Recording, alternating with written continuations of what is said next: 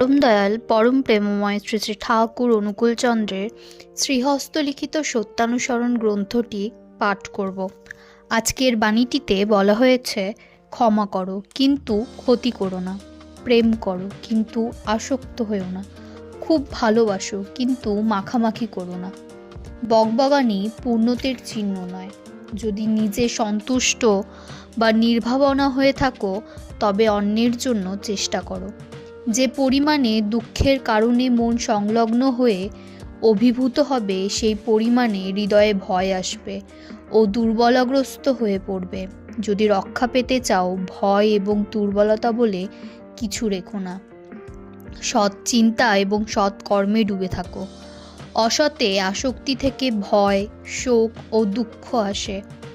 অসৎ পরিহার করো, সতে আস্থাবান হও, ত্রাণ পাবে। সৎ চিন্তায় নিমজ্জিত থাকো, সৎ কর্ম তোমার সহায় হবে এবং তোমার চতুর্দিক সৎ হয়ে সকল সময় তোমাকে রক্ষা করবেই করবে।